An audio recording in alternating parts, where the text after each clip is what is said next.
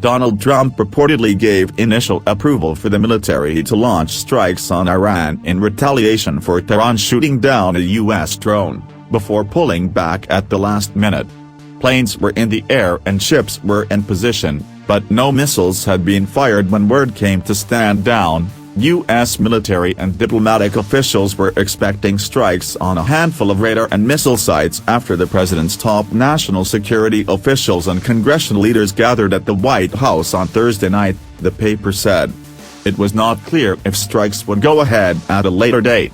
One of the targets was the S-125 Neva, Picor surface-to-air missile system, Newsweek quoted a Pentagon official as saying.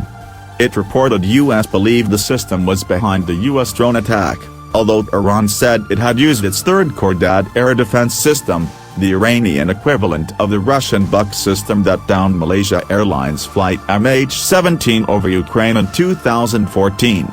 Trump earlier appeared keen to calm tensions, saying the U.S. Global Hawk drone might have been brought down by a loose and stupid Iranian officer without authorization from Tehran. We didn't have a man or woman in the drone. It would have made a big difference, Trump said. Asked how the U.S. would respond, he said, "You'll find out."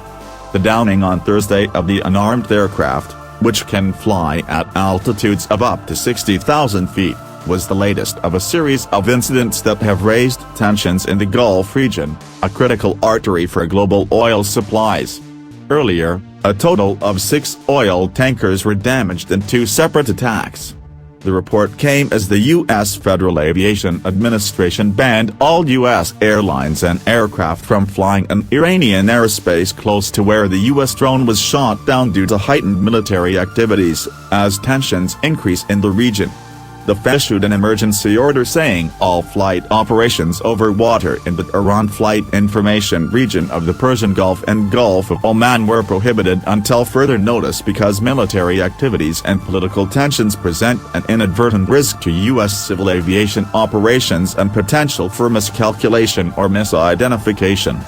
The order applies to U.S. aircraft only, but since the MH17 disaster, all countries rely on airspace risk advice from the U.S., UK, France and Germany.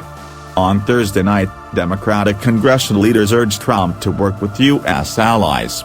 House Speaker Nancy Pelosi said the administration should do everything in our power to de-escalate, while Senate Democratic leader Chuck Schumer said he worried the administration may bumble into a war. He said he told the president during a classified briefing there must be a robust, open debate and Congress should have a real say. Adam Schiff, the chairman of the House Intelligence Committee, said, "The president certainly listened to what we had to say." Republican Senate Majority Leader Mitch McConnell said, "The administration is engaged in what I called measured responses."